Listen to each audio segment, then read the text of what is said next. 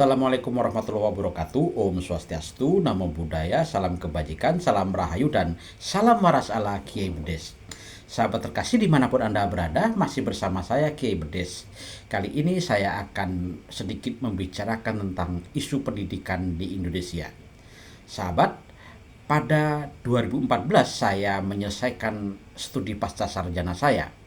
Untuk tugas akhir, saya menulis tesis yang saya juduli Analisis Kebijakan Kehidupan Beragama di Indonesia, studi kasus tentang anggaran kehidupan beragama di Indonesia pasca reformasi tahun 1998 sampai 2013. Sahabat, saya menemukan bahwa anggaran Kementerian Agama tiap-tiap tahun mengalami peningkatan.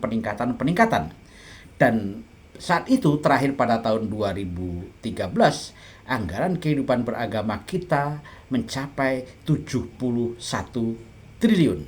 Dan hari ini postur anggaran Kementerian Agama kita sudah mencapai 88 triliun lebih.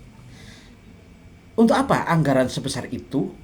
Dalam pembacaan saya dan dalam analisis saya ketika menulis tugas akhir, ternyata 83% lebih kurang itu dialokasikan untuk pendidikan agama Islam.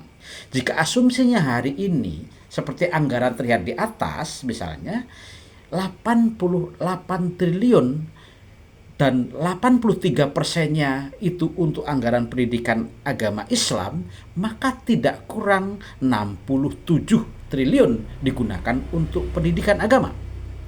Sahabat, saat ini kebijakan Presiden Prabowo Subianto coba memisah atau memecah pendidikan dan kebudayaan menjadi dua kementerian. Kemendikbudrismen itu mengelola anggaran antara 56 triliun seperti gambaran di atas, dan untuk pendidikan tinggi serta kebudayaan dan riset teknologi itu 61 triliun. Jika digabungkan, anggaran pendidikan kita mencapai tidak kurang 156 triliun rupiah. Artinya, anggaran pendidikan kita cukup fantastik untuk negara seperti Indonesia. Tapi persoalannya adalah kenapa pendidikan kita belum cukup menggembirakan baik output maupun dalam hal kualitasnya.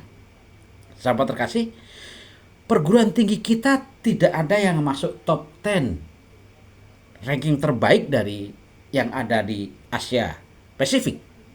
Bahkan dalam banyak kasus di Asia Tenggara saja pendidikan kita masih jauh tertinggal dibanding Thailand, dibanding Malaysia, apalagi dibanding dengan Singapura. Apa yang terjadi? Dugaan saya sementara bahwa birokrasi pendidikan kita memang cukup merumitkan. Anda bayangkan bahwa untuk mengurusi pendidikan saja harus ada 3 kementerian. Khusus pendidikan agama di Kementerian Agama, pendidikan tinggi, riset dan teknologi ada di pendidikan tinggi, dan pendidikan dasar dan menengah diatur atau diurus oleh Kemendikbudrismen. Inilah barangkali pemborosan dan inefektivitas dan inefisiensi dalam pengelolaan pendidikan. Apakah karena persoalan kita tidak cukup mampu untuk mengelola pendidikan sehingga pendidikan kita dengan anggaran yang sebesar itu tidak cukup menjanjikan? Mungkin alibi kita bisa mengatakan bahwa negara kita besar, rakyatnya banyak, mendekati 300 juta. Sahabat, Amerika Serikat itu penduduknya jauh lebih tinggi dibanding Indonesia. India dan lain sebagainya juga cukup tinggi penduduknya dibanding kita. Tetapi sistem pendidikan mereka jauh lebih baik dari kita. Mari kita refleksi tentang pendidikan kita, karena bagaimanapun maju dan mundur satu bangsa juga dapat diukur dengan kualitas pendidikan yang ada. Kita akan bicarakan dan kita bahas lebih lanjut. Terima kasih. Om Swastiastu, Namo Buddhaya, salam rahayu, salam kebajikan, dan salam waras ala Kiai Bedes.